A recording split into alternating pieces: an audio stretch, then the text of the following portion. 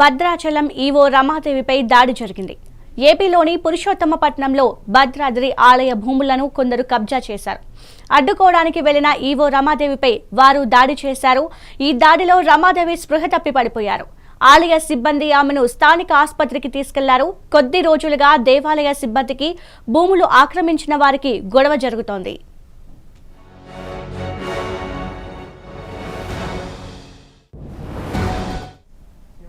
ఇక దీనిపై మరింత సమాచారం మా ఖమ్మం జిల్లా ప్రతినిధి దేవేందర్ అందిస్తారు. దేవేందర్, చెప్పండి.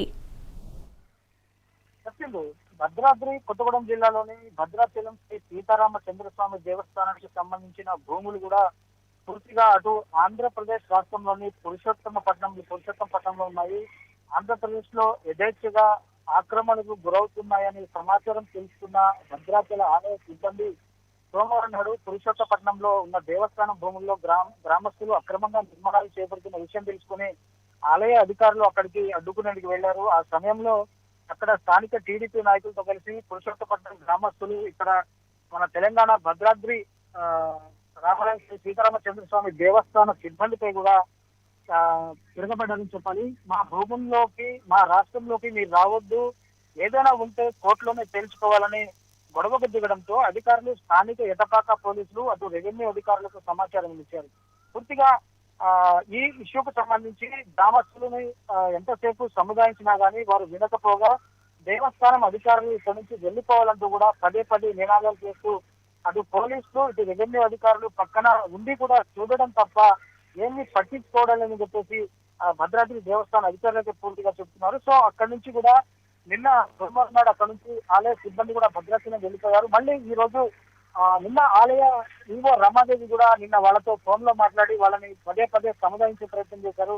అయినా కానీ అక్కడ గ్రామస్తులు కానీ అక్కడ అధికారులు కానీ అక్కడి పార్టీకి సంబంధించిన నాయకులు కానీ అక్కడ వినే పరిస్థితి లేకపోవడంతో అక్కడ నుంచి కూడా పూర్తిగా వెనుదిరుగుతున్న పరిస్థితి. సో ఈ రోజు భద్రాచలం ఆలయానికి సంబంధించిన ఈవో రమాదేవి వాళ్ళ సిబ్బందిని తీసుకొని అక్కడికి, అంటే ఆంధ్రప్రదేశ్ లోని పురుషోత్తపట్నంకి అక్కడికి వెళ్ళారు. ఆలయ భూముల్ని మాకు అప్పగించండి అని చెప్పేసి కూడా వాళ్ళకి సముదాయించే ప్రయత్నం చేశారు. సో పురుషోత్తపట్నంలో ఆక్రమించుకున్న భూముల్ని, దేవస్థానం భూముల్ని తిరిగి ఇవ్వాలని చెప్పేసి అక్కడ ఏఈఓ రామకృష్ణ, అలాగే ఈవో రమాదేవి, అలాగే ఈఈ రవీందర్లు కూడా పూర్తి స్థాయిలో డిమాండ్ చేశారు. పూర్తిగా వాళ్ళ మాట వినకపోవడంతో ఒక్కసారిగా అక్కడ ఉద్రిక్తత వాతావరణం చోటు చేసుకుంది. అటు గ్రామస్తులు ఒకరిని నెట్టుకోవడంతో అక్కడ పూర్తిగా ఘర్షణ వాతావరణం ఏర్పడింది. సో దీంతో పూర్తిగా ఆలయ ఈవో రమాదేవి కూడా కొంత ఘర్షణలో కొంత సొమ్మసిల్లి పడిపోయింది. వెంటనే ఆలయ ఈవో రమాదేవిని హుటాహుటిన అక్కడ అధికారులు భద్రాచలంలోని ప్రైవేట్ ఆసుపత్రికి తరలించారు. సో పూర్తిగా ఇక్కడ విషయం ఏంటంటే ఆల్రెడీ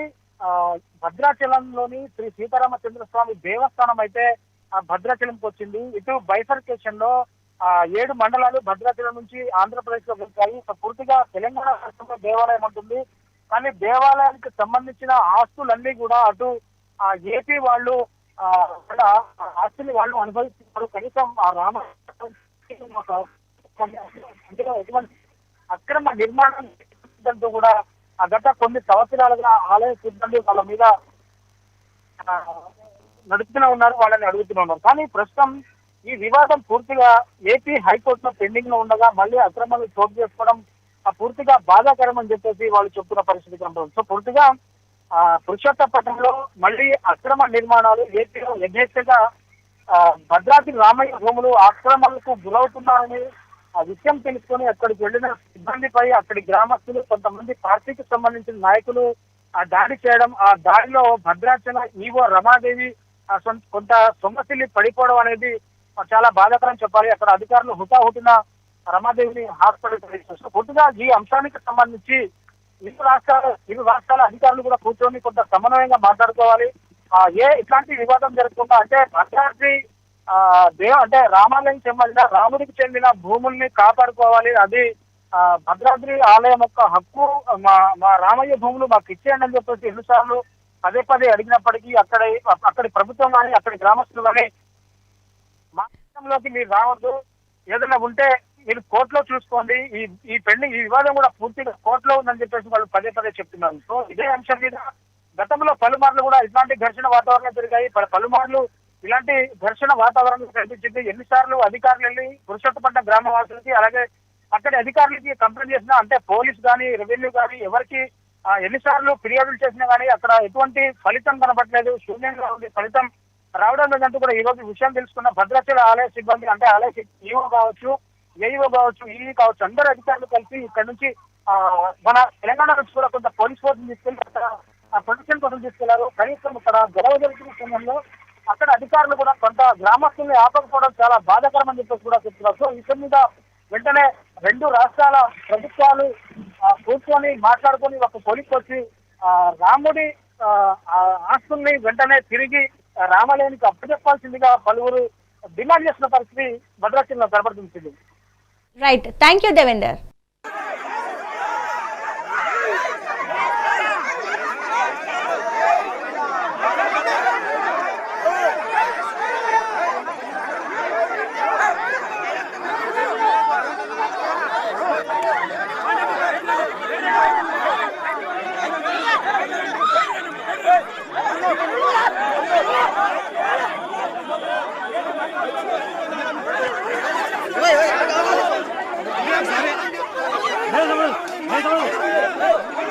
Jai Shri Ram!